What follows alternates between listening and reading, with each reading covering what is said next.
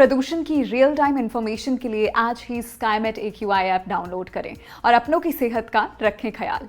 नमस्कार, मैं हूं महेश पलावत। आप देख रहे हैं स्काईमेट वेदर। यह है देश भर का मौसम अपडेट और मौसम पूर्वानुमान। तो इसमें हम पहले बात करेंगे कि पिछले 24 घंटों में क्या हुआ है। तो कुल मिलाकर के मानसून की जो बारिश है उसमें कमी देखने को मिली है, काफ़ी ज़्यादा कमी देखने को मिली है। कई राज्यों में जो भारी बारिश जारी थी उसमें काफ़ी ज़्यादा गिरावट हुई है। खास करके उत्तर प्रदेश के ज़्यादातर इलाकों में बारिश में कमी आई है। बिहार में भी बारिश थोड़ी सी कम हुई है और पूर्वोत्तर राज्यों में हालांकि बारिश की गतिविधियाँ जारी रही हैं। भारत का जो पश्चिमी तट है जिसमें मूसलाधार बारिश हो रही थी उसमें भी कमी आने की आई है और आगे भी और ज़्यादा कमी आने की संभावना नजर आ रही है। तो इस समय जो वेदर सिस्टम बने हुए हैं, जो साइक्लोनिक सर्कुलेशन है, ट्रफ रेखा है, जो बारिश देते हैं, उनकी क्या स्थिति है, उसमें क्या बदलाव आया है, ये देखने की कोशिश करते हैं। तो जो साइक्लोनिक सर्कुलेशन आपने देखा था कि सेंट्रल पाकिस्तान और नॉर्थ वेस्ट राजस्थान पर बना हुआ था, अब वो इस जगह से सरक करके जम्मू कश्मीर के आसपास और सेंट्रल पाकिस्तान पर आ गया है। तो यानी कि ये नॉर्थ की तरफ सरक गया है। और जो ट्रफ रेखा थी जो दिल्ली के साउथ से आ रही थी, यानी कि साउथ हरियाणा से होती हुई साउथ उत्तर प्रदेश और झारखंड होती हुई इस तरह से आ रही थी, तो वो भी अब तराई के इलाकों में आ गई है, यानी कि काफी ज्यादा ऊपर की तरफ सरक गई है। एक ट्रफ रेखा ये पंजाब से लेकर के सिंध तक आ रही है और एक साइक्लोनिक सर्कुलेशन बन गया, लो प्रेशर एरिया कमजोर पड़ के बिहार के उत्तर पश्चिमी जिलों में एक साइक्लोनिक सर्कुलेशन है चंपारण के आसपास, और एक ट्रफ रेखा है जो पूर्वोत्तर राज्यों तक जा रही है और एक इस साइक्लोनिक सर्कुलेशन से ट्रफ रेखा तेलंगाना तक जा रही है। तो जो हवाएं हैं वो आप देखिए इस तरह से, ये पश्चिमी हवाएं आ गई हैं पूरे, यानी कि उत्तर भारत में गंगा के मैदानी क्षेत्र में पश्चिमी हवाएं जो शुष्क होती हैं, यानी कि सूखी होती है, जिसमें नमी कम होती है, वो आ गई हैं। जिसके कारण आपको मालूम है कि जब हवाओं में नमी कम हो जाती है और बादल बनने की संभावना भी कम हो जाती है क्योंकि ट्रफ रेखा ऊपर की तरफ सरक गई है। तो अब क्या होगा कि इस इलाके का मौसम पहले ही शुष्क बना हुआ था, गर्मी थी, मानसून नहीं आ रहा था, लोग परेशान थे, हम सब परेशान थे, और अभी भी ये शुष्क हवाएं हमें परेशान करती रहेंगी, गर्मी बढ़ाएंगी। यानी तापमान जो 34 डिग्री के आसपास थे, 35 डिग्री के आसपास थे दिल्ली NCR में, वो 38-39 डिग्री तक, यानी कि एक बार फिर गर्मी का प्रकोप हमें परेशान कर सकता है अगले 2 या 3 दिनों के दौरान। तो पंजाब, हरियाणा, दिल्ली, उत्तर प्रदेश के ज़्यादातर इलाके और राजस्थान के अधिकांश इलाकों का मौसम शुष्क और गर्म बना रहेगा।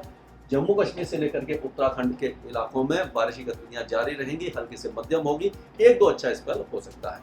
तो कुल मिलाकर के मानसून में अभी देरी नजर आ रही है। हालांकि ये मानसून बाड़मेर, भीलवाड़ा, धौलपुर, अलीगढ़, मेरठ, अंबाला और अमृतसर तक पहुंच चुका है, लेकिन बाकी जो इलाके हैं उनको अभी इंतजार करना पड़ेगा।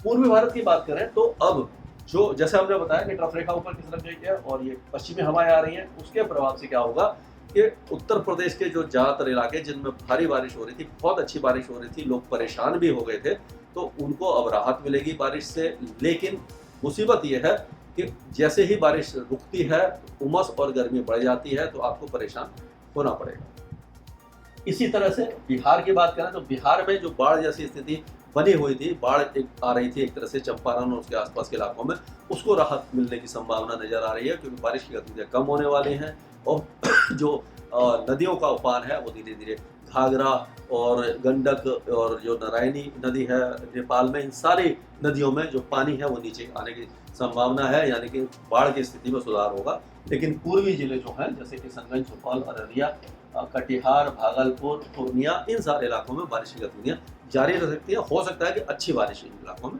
जारी रहे। सिक्किम और पूर्वोत्तर राज्यों में भी बारिश अच्छी रहेगी और आज और कल हो सकता है कि जो सब हिमालयन वेस्ट बंगाल है, सिलीगुड़ी, जलपाईगुड़ी, कूच बिहार, दार्जिलिंग, इन इलाकों में बारिश अच्छी रहेगी।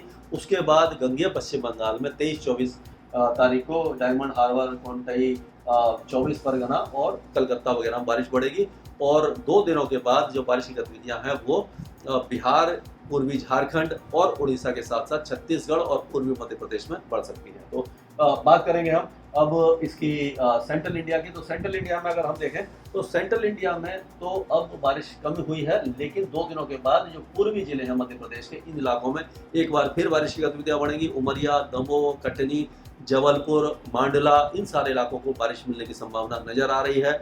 और उसी तरह से कोरिया, कोरबा, जसपुर, अंबिकापुर, रायगढ़, रायपुर, दुर्ग, राजनांदगांव, इन सारे इलाकों में भी बारिश की गतिविधियां बढ़ सकती हैं। उड़ीसा में भी बारिश की गतिविधियां बढ़ सकती हैं। यानी कि ये जो ट्रफ रेखा आ रही है उसके कारण पूर्वी भारत में और जो मध्य भारत का कोई पूर्वी राज्य है, पूर्वी इलाके हैं, इस इलाके में बारिश की गतिविधियां बढ़ेंगी।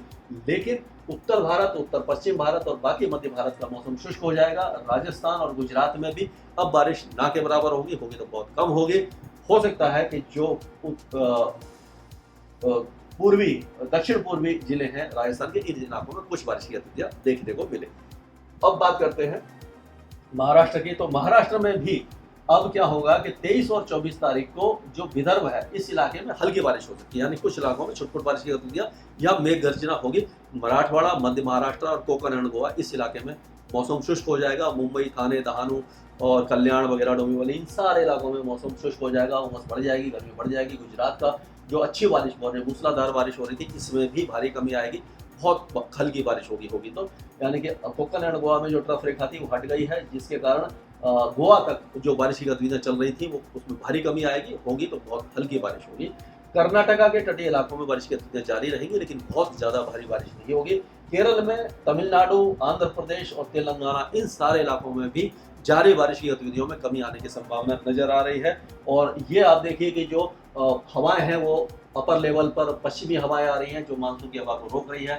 ये एंटी साइक्लोन वाली हवा है, ये भी मानसून की हवा को रोक रही है। तो ये 3-4 दिनों तक इसी तरह से रहेगी। तो यानी कि पूर्वी भारत, मध्य भारत और ये उत्तर पश्चिमी भारत और दक्षिण भारत, यानी पूरे भारत में मानसून जो इस समय 41% ज़्यादा बना हुआ है, उसमें अब धीरे धीरे कमी आने की संभावना है। जो सरप्लस है वो धीरे धीरे कम होगा और अगले 3-4 दिनों तक मानसून की बारिश जो एवरेज होता है भारत का, उससे थोड़ी सी कम रहने की संभावना नजर आ रही है। इसके आगे जो अपडेट होगा हम आपको आगे बताएंगे स्काईमेट वेदर में। अभी के लिए इतना ही।